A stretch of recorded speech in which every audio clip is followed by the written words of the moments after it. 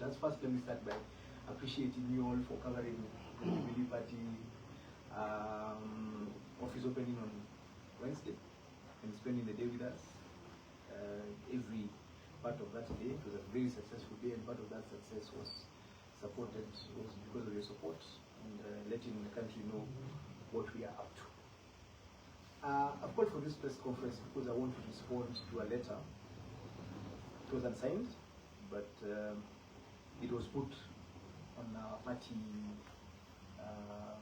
platforms, online party platforms, and I have seen one or two of our junior party officials trying to confirm that actually that letter was legitimate. And I'm also quite clear in my head that there's nobody else who has been pushing for the fight and protection of aspirants, which I actually did even on that day in front of Matiang'i and myself. So I am responding to this letter first because I'm the acting convener of what is called the Jubilee Aspirants Forum 2027. Jubilee Aspirants Forum is a lobby group that brings together members of the Jubilee Party who are aspiring to run for elective office or to seek elective office at MCA, Member of Parliament, Governor, Senator, and women level in 2027. It is important for people to understand that at this moment in time, anybody can aspire. Any member of the party, even people who are not members of the party, can actually aspire to run on the Jubilee Party because you have enough time to join the party and then become an aspirant of the party. So we have come together, like-minded aspirants who share the common interest of wanting to run for office in 2027, and who have also indicated that we want to run for office under the Jubilee Party. Myself, I've had the privilege of being a member of the Jubilee Party since 2017. I've had the privilege of serving as a member of Parliament on the Jubilee Party ticket from 2017 to 2022, and I continue to be a member of the Jubilee Party. I have never stopped being a member. And there's a letter that I had sent a letter to the ORPP to check on some issues about the party, and one of the things I like about the response is that they actually confirmed that I'm a member of the Jubilee Party, Jubilee member 1116789. I even know it already, right? So I'm going to read a brief statement here, and then I'm also going to share it about that is a response to this letter. So allow me to read. If you have questions, we can deal with the questions after this. Press conference on behalf of the Jubilee Aspirants Forum 2027. Titled, Jubilee cannot be turned into a private political weapon against its own members. I issued this statement on behalf of the Jubilee Aspirants Forum 2027 in response to a letter that was issued by the Jubilee Party of 27 March 2026 regarding so-called unauthorized aspirants forums. And I want to say that that letter is not only misguided, but it was a blatant attempt to intimidate ordinary members, suppress political organizing, and weaponize party structures against independent-minded aspirants. Let us be honest about what is happening. This is not about order. This is not about the party constitution. This is not about protecting Jubilee structures. This is about a few individuals within the party who are terrified of members organizing outside their personal control. These members want control. They do not want democracy. And what has clearly upset some people is that it's not that Jubilee members are doing anything wrong.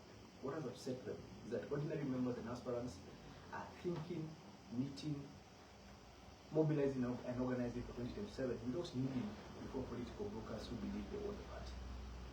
That is the real issue.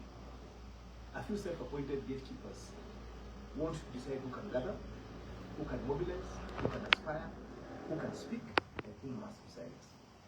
That is not leadership. That is political insecurity dressed up as party discipline. The letter that was shared confirms exactly what we have been saying. For some time now, many of us have been warning that there are people inside Jubilee who are actively working to frustrate members and aspirants, especially in the Mount Kenya region, because they have personal political calculations and conflicts of interest. Now, instead of addressing those issues and those concerns honestly, they have chosen the oldest weapon of weak leadership: threats. These threats of disciplinary action are actually meant to scare ordinary members into silence. That letter has not solved the problem. It has exposed the problem. A forum for party aspirants by party aspirants cannot be a crime. Nothing can be done for us without us. Since when did it become an offense for Jubilee members and aspiring leaders to meet and discuss the future? Since when did political consultation become rebellion? Since when did mobilization become misconduct? And since when did the party become so fragile that it fears a room full of its own members? Nobody has claimed that the Aspirants Forum replaces official registration of constitutional party processes. That is a dishonest and convenient distortion. The truth is simple. Members have a right to organize. Aspirants have a right to engage. And no office holder has the moral or political authority to criminalize member participation simply because they cannot control it. This is about fear of free politics. The panic we are now seeing is a panic of people who want a party where only approved voices can be heard, only approved ambitions can survive, and only approved candidates can grow. That is not a political party. That is a cartel. A healthy party does not fear its members or threaten its aspirants. A healthy party does not issue warnings every time grassroots energy begins to move. If Jubilee has reached the point where ordinary consultation is now treated like sabotage, then some people have fundamentally misunderstood what political organizing means. I am ready for the disciplinary action. I have seen the threats. I have read the letter. I have heard the noise, and I want to say this clearly. I am not intimidated. If there are people eager to summon me for disciplinary action, let them do so openly and formally. Let them tell the country which exact clause of the party constitution I have violated, which rule says members cannot convene, and which rule says political participation must first be licensed by secure office holders. I'm ready to appear before any lawful process, but I will not be lectured on party democracy by people who are trying to suffocate it, especially considering that they only joined us recently and are utilizing resources we fought for in 2022 when they were elsewhere. The real offense is actually conflict of interest. That is the elephant in the room. The real threat is officials who want to use the party office and party titles to manage, manipulate, and choke the ambitions of others while advancing their own political interests or serving external political masters outside the party. That is a conflict that must be confronted. You cannot claim to be protecting the party while simultaneously trying to turn it into a tool of intimidation. You cannot claim to defend the party constitution or the party itself while using the title that you've been given by that party to silence people you disagree with. You certainly cannot preach unity while punishing members for organizing themselves outside you peacefully. To Jubilee members and aspirants, do not be bullied. To every ordinary member, every young leader, every aspirant, and every believer in Jubilee's future, do not be frightened by titles. Do not be silenced by letters. Do not surrender your political rights because a few people are uncomfortable with your independence. Jubilee belongs to its members. Jubilee is CC. Not to gatekeepers, not to political brokers, and not to frightened officials hiding behind letterheads. We will continue to engage. We will continue to mobilize. We will continue to organize. And we will continue to defend the right of Jubilee members to participate fully and freely in the future of our party. My final word, the future of Jubilee will not be built by threats. It will not be built by intimidation. It will not be built by fear. It will be built by members who refuse to be bullied out of their own party. And that is exactly why this fight is important and why this fight matters. Jubilee ni sisi, Jubilee ni home, mbele pamoja. On the issue of the Jubilee Aspirants Forum, first, we continue to invite members to join us, and it's something that online next week we're going to actually put up an advert in one of the newspapers so that we actually make this formal so that the people who want to come after us for disciplinary action can actually have something on paper they can use.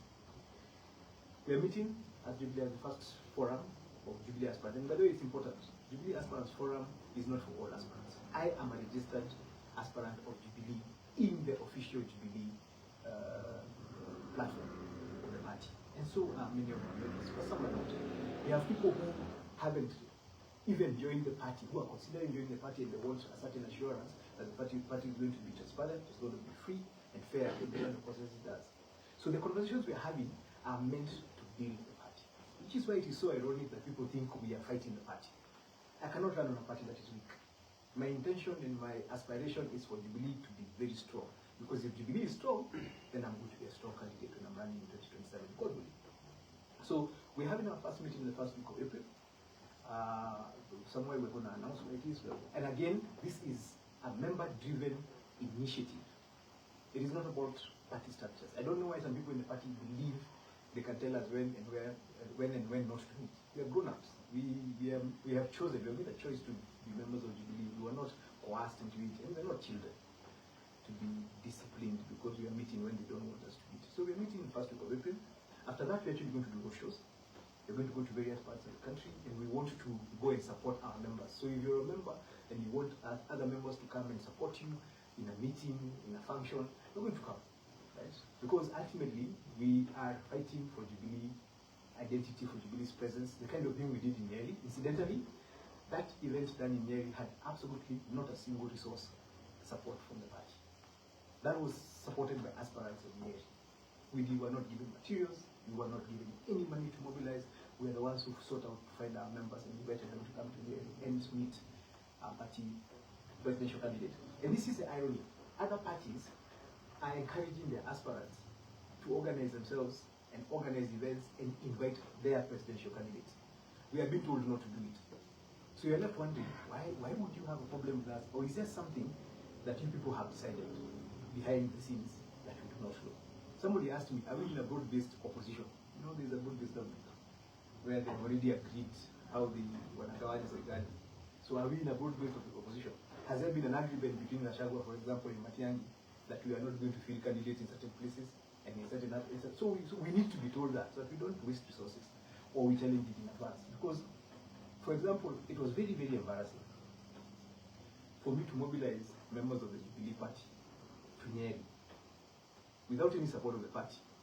And then the party leadership comes to talk about a competing candidate in our meeting. You know, so at a certain point you're left wondering, so are we actually competing with that one? Because when you call for a meeting, we have 2,000 people who are members of Jubilee who have come, and then the leadership, the deputy party leaders actually, putting the presidential candidate, starts telling these people, by the way, we're also working with so and so. Who has competitors here? So the membership is left wondering, are we competing with these people, or are we in a coalition that has not been announced? If we're in a coalition, we should do what UDA and ODM has done. They do agreement, we know, we challenge it. If we are not, I have never had our competitors talking about our candidates or talking about our party in their meetings. But for some reason, our candidates and some of our national leaders, when we hold Jubilee meetings, they feel like they have an obligation to talk about other candidates and explain how close they are with those other candidates. What are they scared about? What are they trying to manage? You know? And do they think that those candidates that they are empowering Nakuapaka Mafuta have candidates in our areas of interest, who they are coming and talking about and saying, vote for this person and not for that person? But you have already come and told our supporters that it is okay. We are all friends. That is not how politics is done. Politics is about competition. It's very, very bad. It was a bad move for me to watch Matiang'i and Kioni come to talk about Gachagua in a Jubilee meeting that I have mobilized.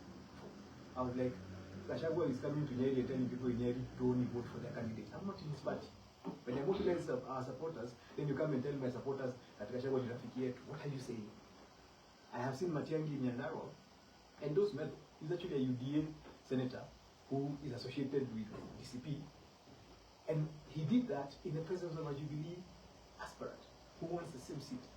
You know, I'm hearing of situations when we had the last by-elections in Narok, where our Secretary General was supporting the DCP candidate and we had a Jubilee candidate. The problem we have is that conflict of interest. As a party, we have so many of our party officials who are interested in running for office in 2027. Their personal interests are starting to get in the way of how our party is operating, and that is why they do not want us as aspirants to come together, because we want to challenge them. They want to keep us scattered, and they want to demonize what we are doing now. Fortunately and unfortunately for them, our party doesn't belong to any single individual. Our party belongs to close to 7 million people. And they also need to realize that when a party is given money by the national exchequer, it becomes a public institution. You can't intimidate people out of it. We will push back. We will use every form of the law to follow what we believe are our rights as aspirants. We are not in Jubilee out of desperation, we are in Jubilee out of choice, because we believe it's the party that represents where we're going. So that is what I wanted to say. We are very, as aspirants, some of us are extremely disappointed in our leadership. And our party constitution actually allows